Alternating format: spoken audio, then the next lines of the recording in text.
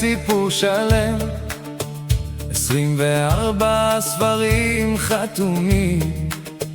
הדרך אשר ניצחה הייתה לדרך היחידה, והשרו שרו מחוץ למגילה.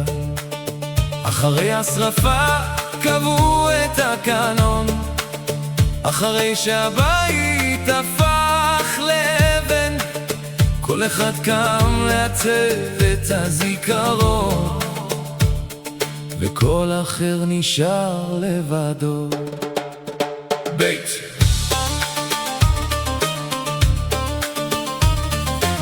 אך בעבר על יד ים המלח, בחדים אשר חיכו דור אחר דור, ספרייה כהנית שמרה משמרתה, נוצרת תקוות ישנות ופחדים ישנים. כתבו על שבועות אשר השמש עוד מונה, על מלאכים העומדים בחצרות מרום, על בני צדוק אשר לא מכרו את עבודת הקודש בעד כיסא או כוח פזמון.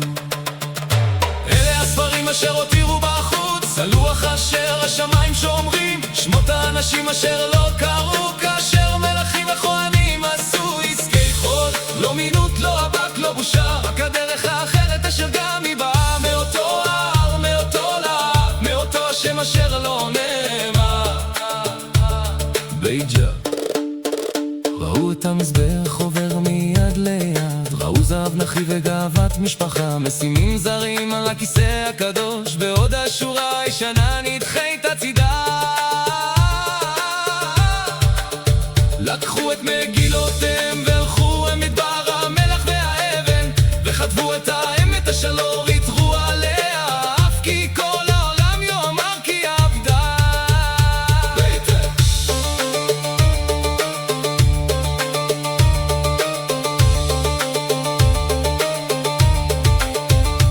המנצחים כתבו את ההיסטוריה, המנוצחים שמרו את האור הישן. דרך אחת הייתה לדרך אשר מלך בה, לאחרת חיכתה מחוץ לעיר.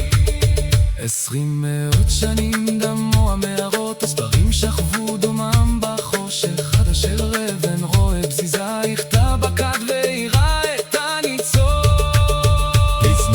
אלה הספרים אשר הותירו בחוץ, הלוח אשר השמיים שומרים, שמות האנשים אשר לא קראו, כאשר מלכים וכהנים עשו עסקי חול. לא מינות, לא אבק, לא בושה, רק הדרך האחרת אשר גם היא באה מאותו הר, מאותו להב, מאותו השם אשר לא נאמר. אין אנו מבקשים שתעזבו את אשר אהבתם, רק מבקשים שתזכרו כי הסיפור על הירח ביותר מן הדרך אשר ניצחה, ולצד שהפסיד עוד יש תביעה על הזיכרון הארוך של העם הזה. פזמון אלה הספרים אשר הותירו בחוץ, אלה הספרים אשר הותירו